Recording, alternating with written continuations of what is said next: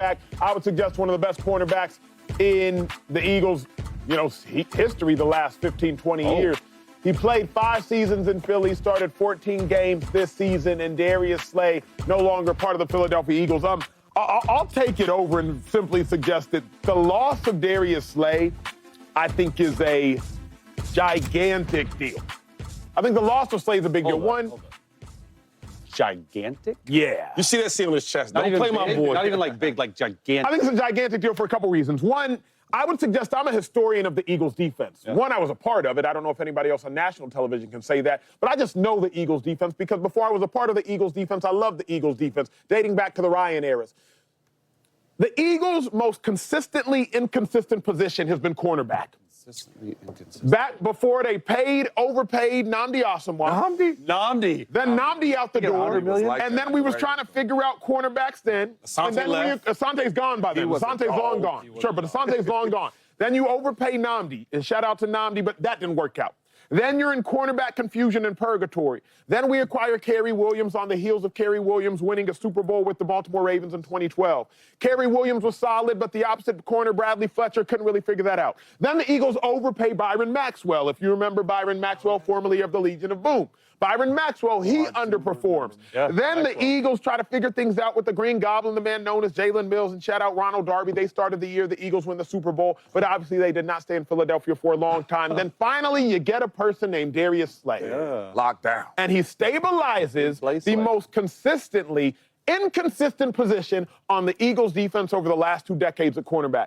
All pro, multiple Pro Bowls, etc. And now when you lose Darius Slay, here's why it's a big deal. Because now you might end up losing 2 starters on defense. Because if you lose Slay, that's 1 starter at cornerback. If you take Cooper DeJean and move him from nickel to cornerback, now you lost your starting nickel. And please keep in mind, nickel and corner are 2 completely different positions that require 2 completely different Can skill Cooper play sets. corner? Maybe. Okay. I can't say yes right now because when you play Man, leave him corner, where he at, man. that part. I don't know if you put him in That corner. part. Right? Leave him where he at. And I agree with everybody. Leave DeJean where he's at because if you move your nickel to corner, now you're seeing Jamar Chase. Now you're seeing Justin Jefferson. Now you're seeing Mike Evans. Now you're seeing CeeDee Lamb. At nickel, you see Amon-Ra St. Brown. Yeah, he legit. Excellent. Slot merchant. But that's it. Notice I said one name. Like, you see Amon-Ra. At outside corner, you see dog. Leave Cooper where he's at. When you lose Slay, you lose a starting corner, and now you might lose a starting nickel on a defense that was the most stable it's been in years. So the reason I suggest losing Slay is such a big deal, not just because he's a captain, not just because he's a leader, but because he stabilized the most unstable position over the last 2 decades. I won't take it for granted. Who was, because you're the lone defender, and better be honest here, who was the best corner for the Philadelphia Eagles last year? The Rook. Best is Quinyon. Quinyon. Yeah. Most important, I would say, is Slay. But best is We Quinyon. didn't say most important. Yes, I want to best. say just pure film, right? And I would agree Quinyon has played well. What has Howie done? Howie's drafted well. No, look, you're acting like because overall skill-wise, overall play. I mean, you can all these stats point to Quinyon and just my eye test, like because he's younger, he's very smart, plays well in Vic Fangio's defense. I think that you are completely right, and I love the history of the game because I played with the Green Goblin, Jalen Mills. I played with some of these guys. I was like, man, taking me back in time. But if you look at Vic Fangio's defense, Vic Fangio plays a too-high shell defense quite a bit.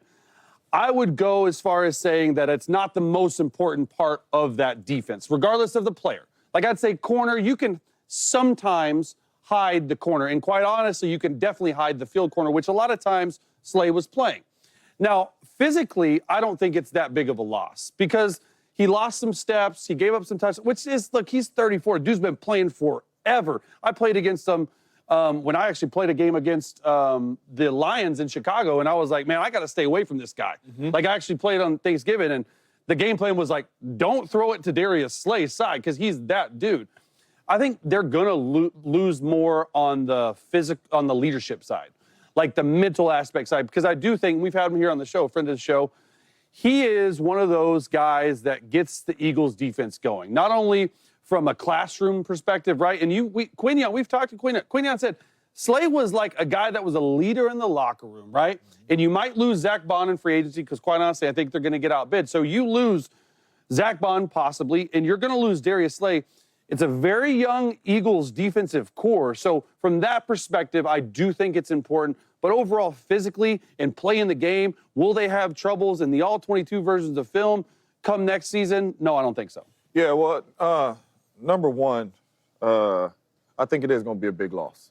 And I'm starting with the locker room. I think it's going to be a big loss in the locker room, right? You got some young DBs out there on the Philadelphia Eagles defense, and I think Darius Slay was the leader of that room, right? To get them boys to understand, hey, man, in these moments, this is what you got to be. This is how you got to prepare. This is how you got to watch film. You're gonna miss them from that standpoint. But not only that, we're in a passing league, fellas. Correct. This is a passing league, right? It ain't, every team ain't got Saquon. All right? It's a passing league. So you're losing a big-time cornerback in Darius Slay, and it's not because he can't play. It's because of the money that he was about to make. That's the only reason why he's not on that roster, because Darius Slay can still play this game at a high level. I think this is going to be a big blow, because I don't know who you getting in there to come in there to replace Darius Slay in the locker room and on the field right now, because you're going to – if you're releasing him, you're not bringing in a $30 million corner. No. So you're trying to get another corner for cheap. And then once that corner starts getting cooked, they're going to be like, we got to start scrambling around the defense and all that type stuff, because people are going to catch passes. You brought up Darius Slay. People are going to catch passes. It's going to happen. I think this is going to be a big loss for that defense. It's hard to find dudes that can lock down and cover. It's hard to find dudes that can do both, play zone and man. It is hard to find corners that can do that. That's why Darius Slay been doing it at a high level for so long. I think it's going to be a big blow in that locker room and on that football field. Yeah, I think it's a loss. I don't know how big it is, just because, I mean, Howie's going to do a great job of drafting And somebody. Howie we trust. Right? I think if you look at last year, I was like, man, this year coming out, we going to have some trouble in the back end, in the secondary. What does Howie do? He drafts 2 phenomenal rookies, right? And then what about the safeties, right? Safeties is pretty good. I do think that Slay's, the leadership, being a veteran, that's going to matter tremendously. But he knows this game. He knows this league, doubt. right? And I think he probably prepared for this. We all been there when we got older, and they didn't want to pay us a certain amount of money. So, you know, we had to do best for our family and move on. But I will say this, though. I think this Slay, it's energy. You know, you talk about a guy that's super vocal, talk about a guy that loves, is passionate about the game. I think those are things that we might miss in Darius Slay. Because as far as just the defense part of it, I mean, we play a safe defense, right? Bunch of two and on. I think another thing is we're going to get another pass rusher.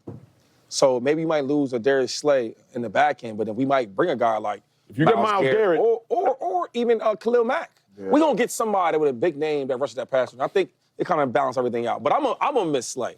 Yeah. That's my dog, though, man. For real. Well, when we return, the Vikings, they might miss Sam Darnold. They're not going to franchise tag him. So the starting quarterback of last year, 4,300 yards, 35 passing touchdowns, he might just walk right out the door. That is next. Don't forget, check us out.